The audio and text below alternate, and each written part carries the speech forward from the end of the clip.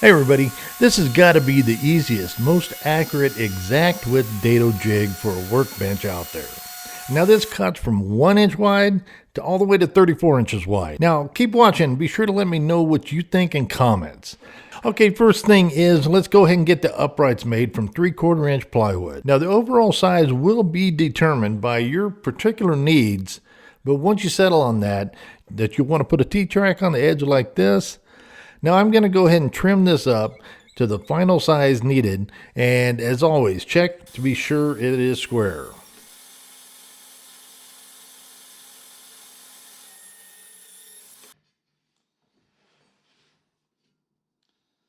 Okay, next let's go ahead and make the slots so it has an adjustable height to it.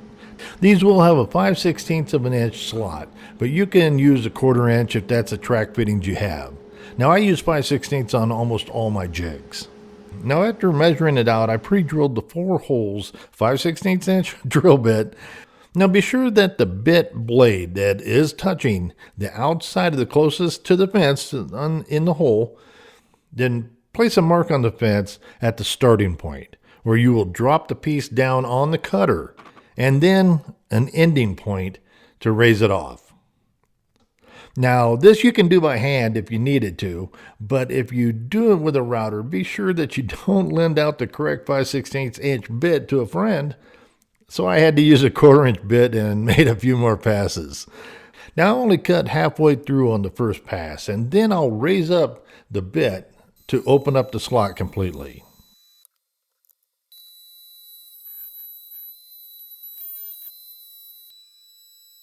Now check to be sure that the T-track bolt fits in snug, not loose, through its entire slot.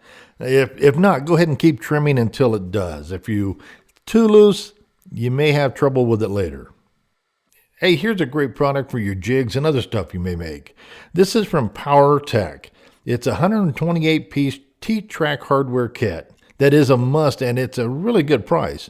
I'll have it listed for you if you like, but I'm not a sponsor by them, and I had to pay for this myself.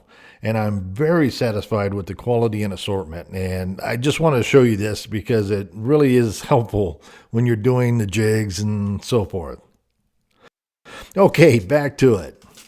Okay, get the T-bolts in and knobs on. We'll do a test fit.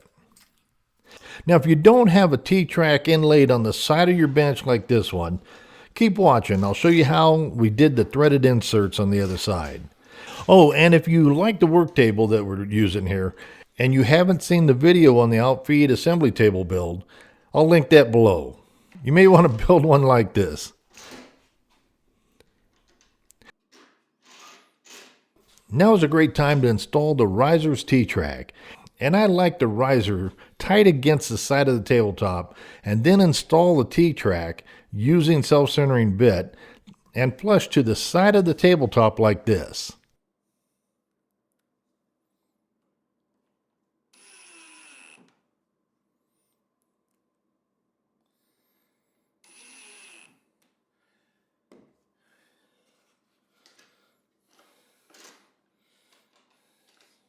Okay, on to the other side, and I'll show you how we installed it with the threaded inserts.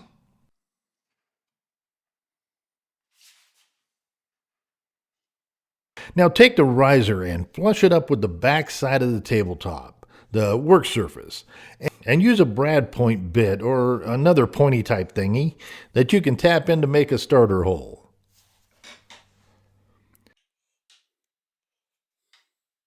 Now here's where you can put tape or a stop collar on a drill bit after measuring how deep you need to go. Now be sure to add at least an 1/8 inch or more, I prefer more, in depth to allow the bolt as much room as it needs so it doesn't bottom out. Now I use a square block of wood to give me reference when drilling, to keep it straight. Once the hole is drilled, I chamfer the holes so that the insert set below the surface. Now these inserts are a tight fit, so I like to use a little bit of wax to help cut the threads into the hardwood. Now I'm not too worried about adding Loctite or anything like that, but it's your choice, so do what you do. I'm not judging.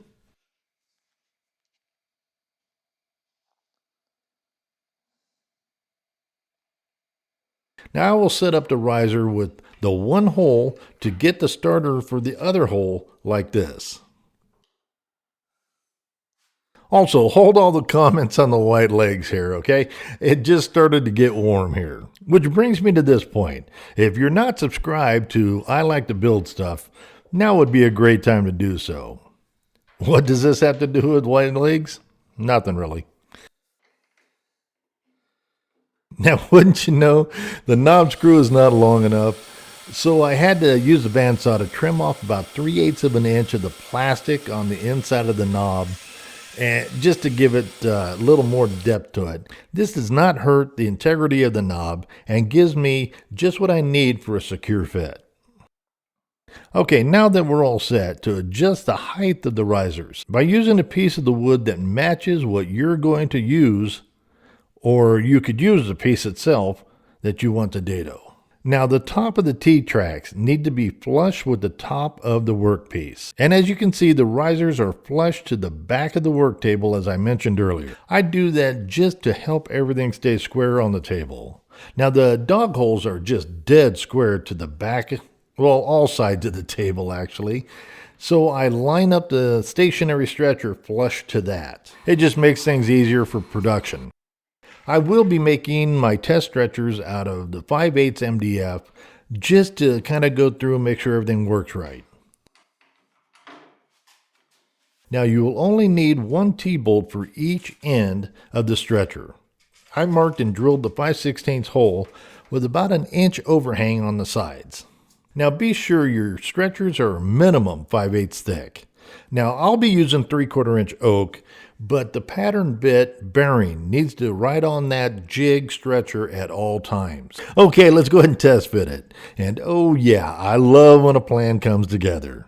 Until it doesn't. The pattern bit I used, I did not make sure that the bearing collar was tight. So it came loose and made a nice big groove in my test stretcher. Oh, and real quick, if you get something from my videos, please do me a favor and click the thumbs up button. It helps tell YouTube to recommend the videos to others. And I do appreciate your support on this. Okay, time for the real test. Hey, so I marked out where I needed a dado on this scrap piece, and I slid it into the jig against my bench dogs. Okay, next, line up your first dado line with the stationary stretcher edge like this. Now, this is the back one that you're never gonna move that back piece. Now I use these handy clamps and work really good, and they're not expensive at all. So if you want to look for that, I'll have a link for that too. Now you are ready to set the other stretcher by placing the material you're going to be using in the dado and slide it up snug, not tight. Okay, you don't want it real tight so you can't hardly get it out. You want it snug fit both sides all the way through.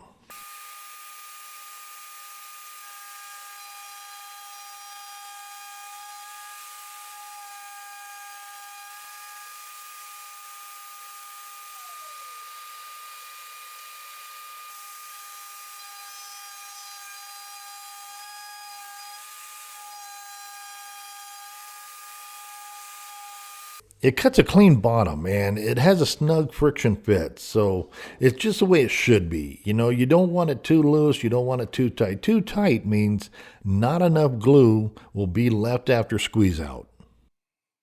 Now, as mentioned earlier, with this jig, you can cut from 1 inch to 34 inches wide, with the limit of the tabletop, of course. And once this thing is set up, you can cut a ton of dados fast and easy. And most of all, accurately.